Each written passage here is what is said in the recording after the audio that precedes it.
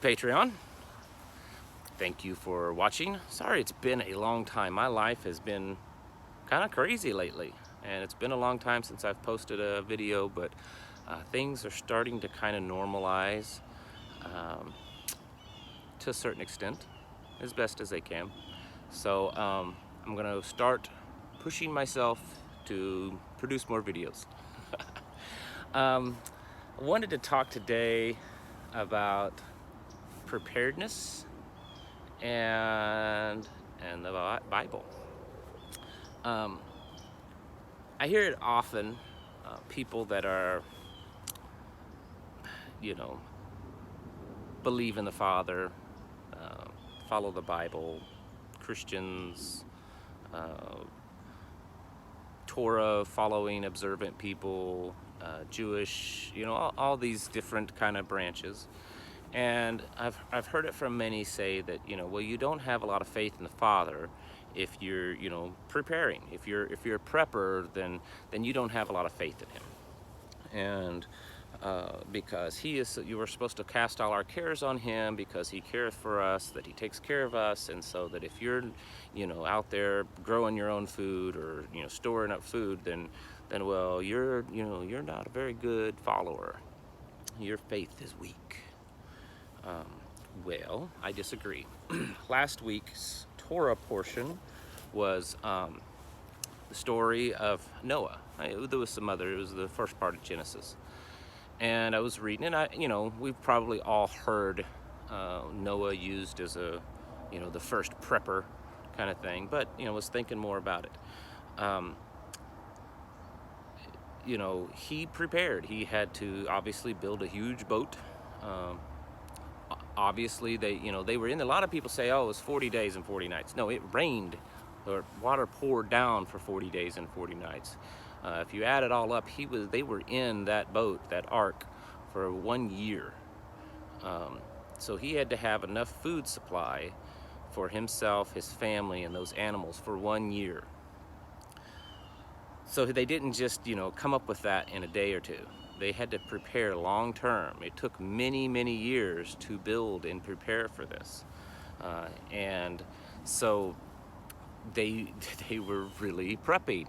They were prepping and preparing for what was happening, for what God was going to cause happen on this earth. And so he was you could say one of the first preppers. Although I would say that most people that lived back then would be far more advanced than any prepper today.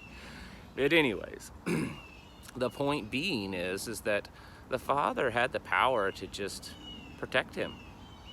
He didn't have to have Noah build an ark and bring all those animals. The Father could have flooded the earth, or he could have done whatever he wanted to do to punish mankind, and still protected Noah and his family and his creation without making Noah do anything, right? I mean, for that matter is, we could all just say, none of you really have to believe in me to be followers and to receive salvation. You just all are. So why does he do the things that he does? I don't know. I'm not him. None of us are. And some things are just beyond our capability of knowing. I would like to think, in my mind, that it's all about, honing us, kind of like a knife, putting us to the fire and putting us to the grindstone, to sharpen us, to make us stronger. It's kind of like, if you go in the military, you go through boot camp and all the training that you go through, especially if you get into more of the specialized areas, special operations types areas of the military, the training is very intense. It's very tough, and not everybody makes it through it. So why do they do that? I mean, it's painful, physically painful, mentally painful. It's just can be anguish sometimes, the type of training that you go through. So why do they do that? Because they want you to come out at the other end a tough, trained, sharpened soldier. They know that the only way to get to that point is to put you through that test, through that fire. And I think that's the same way for us. I think that's why we go through the tribulations in our lives that we do. is to get to a point to where, you know, we are a sharpened and honed soldier for him, that we are, you know, on fire and in shape and strong in our faith, because, you know, we're just the type of people that's just natural for humans, that if we, you know, if we don't, you know, if we're not, if it's too easy, that's the word I'm trying to think. If it's easy to get, then we're not really going to work that hard for it, you know. And we don't. He doesn't want us to just kind of, you know, be these lazy followers of him. He wants us to be strong in him. And so the way to do that is to go through tough times. And to go through tough times, we also have to be prepared. And he tells us that throughout the Word. There's other passages where filling your storehouses and the oil lamps. There's different stories in the Bible where there's a strong indication that we are to have a certain level of preparedness throughout our existence here in this world. And so I don't think that there's anything ungodly about preparing, about being a prepper. I don't think there is. I don't think that means that I have lack of faith. You know, I have faith that he will take care of us. I have faith that he will take care of my family. I have faith that in the end we will prevail. But that doesn't mean that I just kind of sit around and twiddle my thumbs and say, well, you know, he's going to take care of me, so I don't have to do anything. I mean, if that's the mentality that we're supposed to have, let's just all quit our jobs and sit at home and say, well, I have faith that he's going to pay the bills for me. Yep. I have faith that, you know, he's going to put groceries in the cabinet for me, or for that matter, he'll just put them in my belly. Then I won't even have to cook them because I have faith. See, it doesn't work that way. Faith is an action. We have to put motion to our faith. And so to me, that's what preparedness is. I'm putting action to my faith. I believe that he will take care of me and my family, but I have to do certain things to work with him.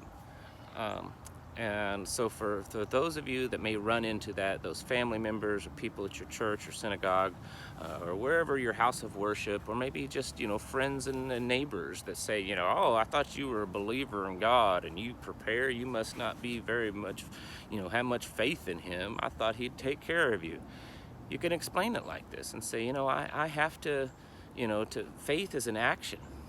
It's not just a feeling inside, it's an action. For me to have true faith, I have to show that action and work for it and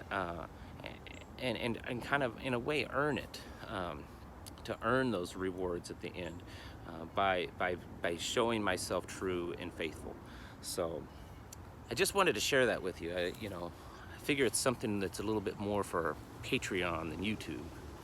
I've been slapping me on the wrist for the last for a few times here lately on some of the videos I post, that they're too controversial, too political, blah blah blah. Anyway, so I can get away with a little bit more stuff over here, and I like that. Thank you all for watching. You guys are a blessing. You really are. And at some point I will open up a little bit more about all the crazy stuff that's gone through in my life, and let me tell you, it's something that's movie worthy, book and movie worthy. I'll tell you that much. It's very sad.